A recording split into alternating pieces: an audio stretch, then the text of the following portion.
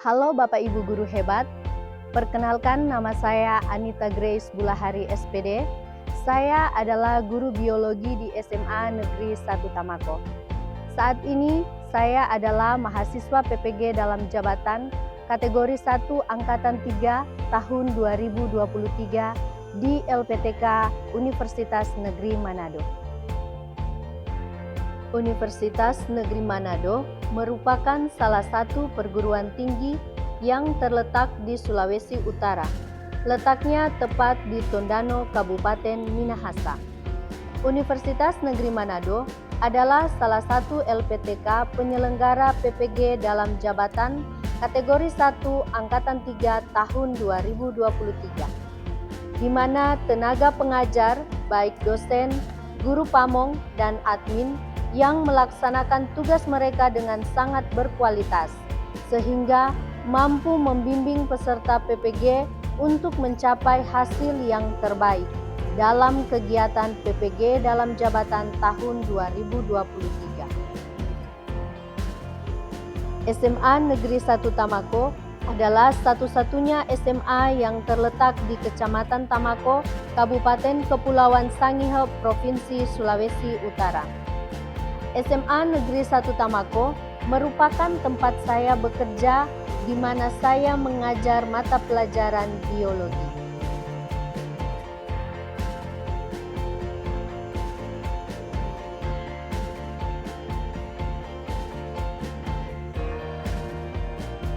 Bapak Ibu Guru hebat, kali ini saya akan berbagi video tentang best practice selama saya mengikuti PPG dalam jabatan tahun 2023 kategori 1 Angkatan 3 dengan metode STAR, yaitu situasi, tantangan, aksi, dan refleksi.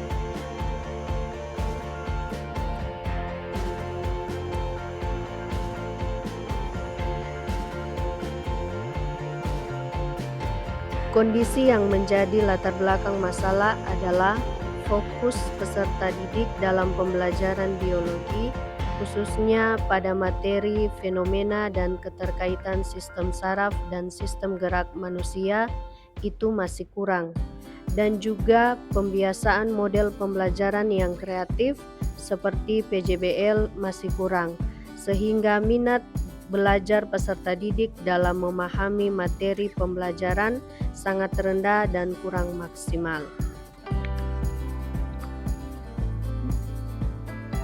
Berdasarkan permasalahan mengenai meningkatkan hasil belajar peserta didik, tantangan untuk mencapai tujuannya yang dihadapi guru adalah penggunaan metode pembelajaran yang berorientasi,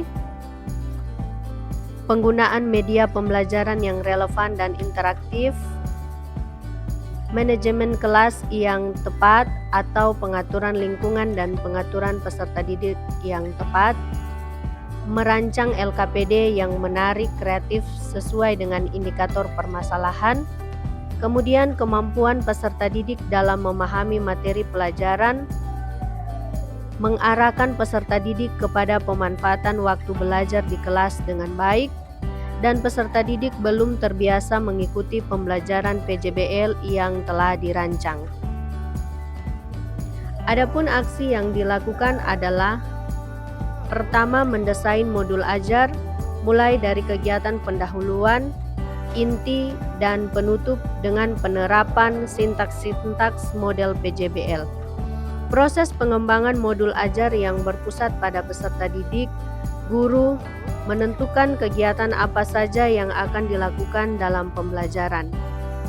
Yang terlibat dalam mengembangkan modul ajar adalah guru, teman sejawat, kepala sekolah, dosen, guru pamong, dan teman-teman PPG. Sumber daya yang diperlukan dalam mengembangkan modul ajar adalah buku guru dan buku peserta didik. Selain itu, bahan ajar diambil dari YouTube, artikel maupun jurnal yang berkaitan dengan materi pembelajaran, dan juga informasi pengetahuan lainnya melalui internet. Yang kedua, pemilihan model pembelajaran. Strategi yang dilakukan yaitu dengan menggunakan model pembelajaran PJBL.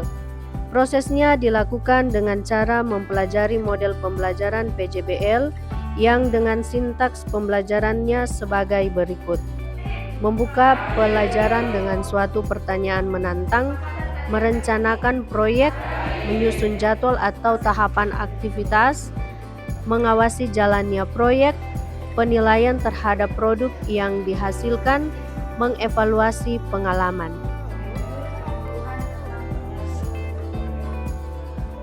Sebagai refleksi hasil dan dampak, yaitu penerapan model pembelajaran Project Based Learning atau PJBL mampu mengembangkan kemampuan berpikir kritis, keterampilan kreatif peserta didik, mandiri dalam belajar secara aktif dan berkolaborasi sehingga peserta didik lebih mudah memahami materi yang dipelajari.